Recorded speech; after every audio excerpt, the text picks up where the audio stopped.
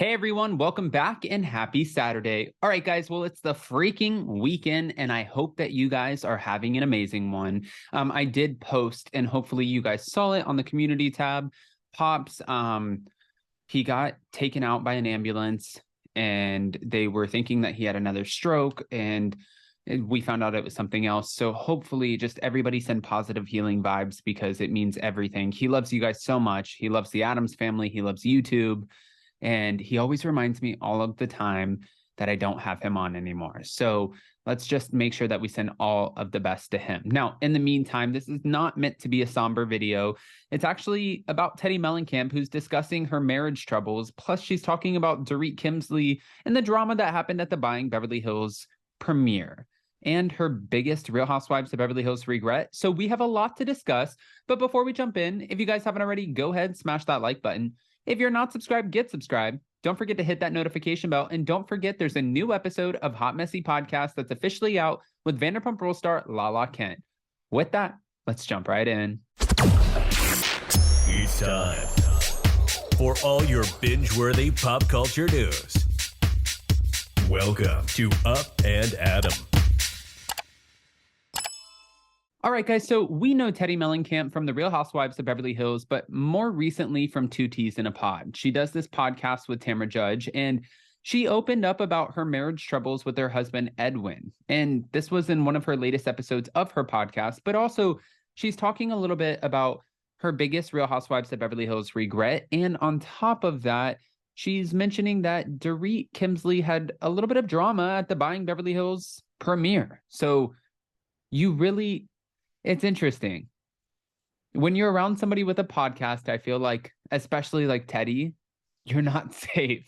So if there's something that went down, she's going to talk about it. Now, she said, when me and Edwin originally started the show, we had gone through something pretty difficult. And I just want to make sure I have her verbiage and her words right. She said, and I just shut it down. Any thought of processing through it, anything, because I just wanted to give the illusion that our lives were perfect and everything was good. Probably the worst thing you can do. And it is good. We're great parents. We have fun together. It doesn't mean that it's bad. We never put in the work to fix what was going on in our past, and it's one of my biggest regrets. Guys, it's a relationship. I saw where some people were being pretty awful on Twitter, and they were, saying like, oh, okay, you can't keep a man and this and that. I'm just like, it's a relationship. Relationships are hard. It's not necessarily the easiest thing. And most of you guys know that. So if she's going through ups and downs within her marriage and she's being vulnerable about it, I think that that's okay. I think it's actually better to talk about these things than it is to sit there and harbor on them and hold them back and not necessarily share them. Do you want to blast out your husband on a podcast that's receiving 2.5 million views in the month of October alone? I don't know. But this was an outlet for her, and she took advantage of it. Although Teddi didn't disclose what the issue was, she said that while it was something repairable, it was also something that was changing her and weighing on her. So after years of struggling, she and Edwin scheduled a marriage retreat. I mean, we saw something similar with Shannon Bedore and David Bedore. And I don't know if you guys remember this episode of Real Housewives of Orange County, but she had to pretend like she was like in a coffin, and David had to read a eulogy. I don't know about these marriage retreats, but it did work for Teddi. It did work for Teddi. Right before we left the marriage retreat, we went to a patron event. Oh, I thought it was a Patreon. It's a Patron. Just kidding. A Patron event. And the Patron event was great. But at the end of the event, we got into a huge fight.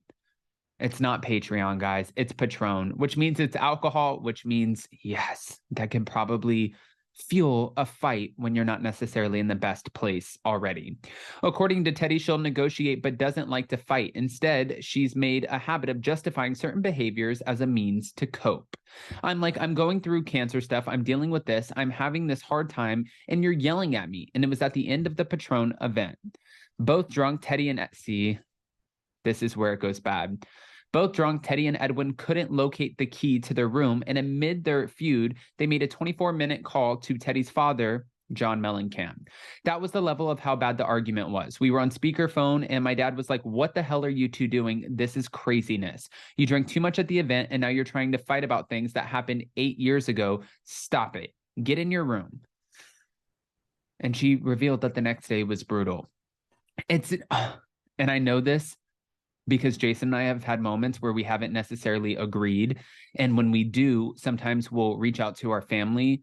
And it's almost like you have somebody that you trust to be a mediator. But the problem is when you reach out to your family, you might repair the situation within, within your relationship as a couple, but then your family doesn't necessarily forget. So while you repair it, they're like, what the just happened?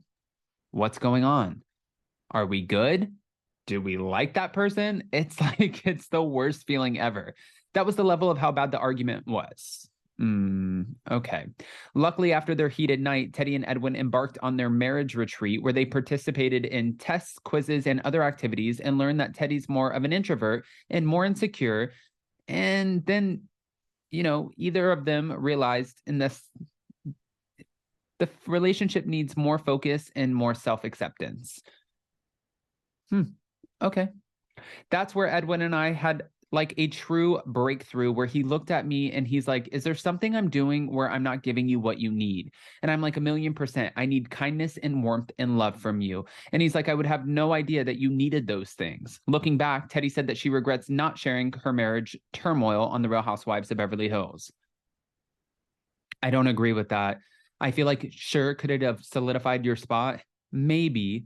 But let's look at Dr. Jen Armstrong sharing her marriage turmoil with Ryan, not to be confused with Ryan because he changed his name just to be confusing. It didn't play out well. I had a couple of women from the show that I still talk to, but not as much as Kyle, text me, are you and Edwin are like okay? Because I did a post and those kinds of questions, of course, it comes from the heart. And I know it was with good intention, but also you're so scared to be vulnerable on the show sometimes because the other women will use your vulnerability as weakness. If I could go back, I would just let it all play out and not try to keep up with the Joneses. Moving on to Dorit's drama at the Buying Beverly Hills premiere, Teddi said things unraveled as they tried to leave and Dorit needed to use the restroom. This is actually kind of interesting. I'm trying to leave. I'm like, Dorit, now. And she's like, I'm not going to go until I use the restroom. And there was a security guard who didn't know who Dorit was, saying that there was a VIP in the restroom. So Dorit comes out all revved up. We need to find the guy. We need to find out who the VIP is. So we spent another 30 minutes searching for who wouldn't let Dorit go to the restroom. Also, during the podcast, Teddi responded to a question from a fan who wanted to know if she'd return to the Real Housewives of Beverly Hills if the offer was good enough. It doesn't exist to get a huge offer once you've been fired. You're going to get whatever offer you've left on. You're going to get that next season offer. But for Teddi, a return to the Real Housewives of Beverly Hills wouldn't be about the money. A year ago, I would have said 100% no. All I want is Real Housewives Ultimate Girls Trip. As my dad likes to say, close your legs. He likes to say, you need to play hard to get. However, after watching the drama on the Real Housewives of Beverly Hills season 12, much of which happened off camera, Teddi said she'd come back because there are things I couldn't really say before now that I would change. When I started the show, I was a shell of a human being because of what was going on. And then I went into this group of women who, if you show a sign of weakness, it's pathetic. And I wish I would have shown my weakness instead of trying to measure up to their strength. Honestly, I applaud her. I applaud her for this, but I want to hear what you guys think about this. So go ahead and comment below. Let us know what you think. And before you go, don't forget to smash that like button. If you're not subscribed, get subscribed. Don't forget to hit that notification bell. And with that, we'll see you next time. Bye, guys. Love you.